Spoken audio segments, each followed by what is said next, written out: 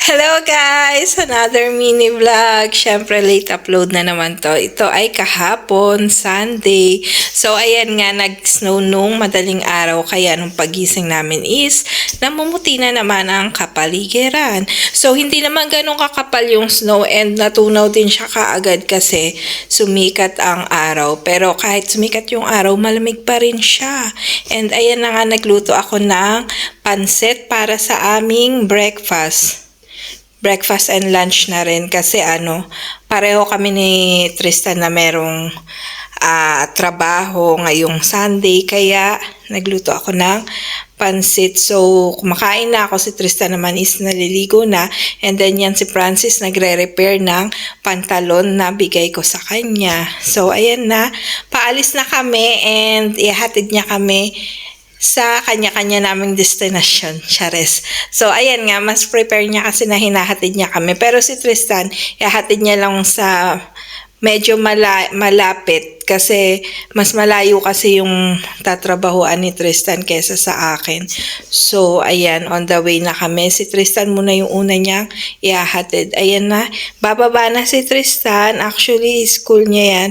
Harap ng school niya. Tapos magtatrampa siya para makarating siya dun sa kanyang trabaho. And then, ayan, ako naman yung bumaba.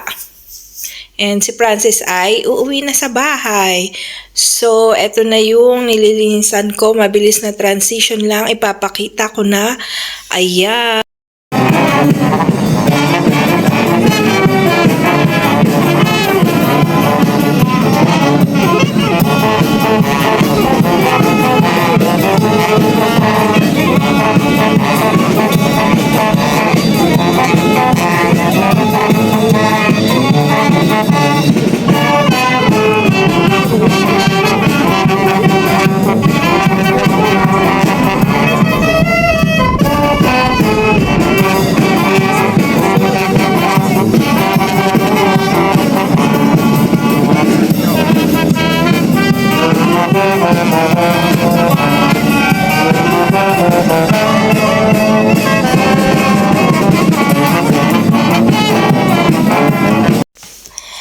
So, ayan, pagtapos ko maglinis, maaga-aga pa naman, kaya nag-ikot muna ako dyan sa Grand Plus. And yung may mga music pala na may mga tumutugtog is Bourse yun. Isa rin siya sa mga tourist spot dito sa Brussels.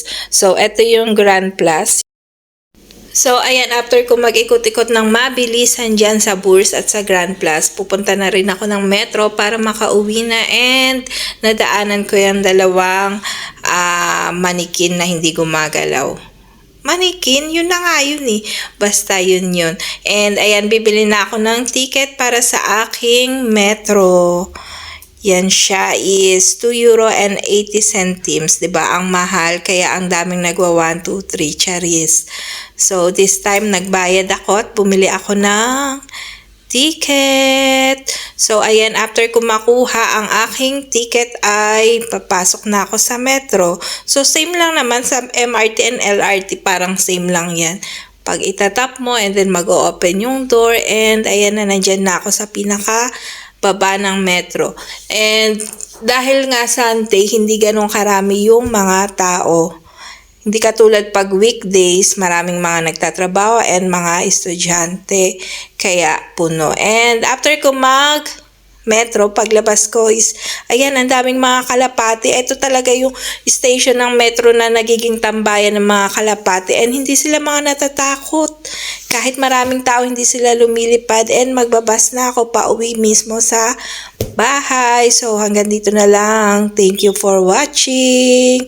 Bye!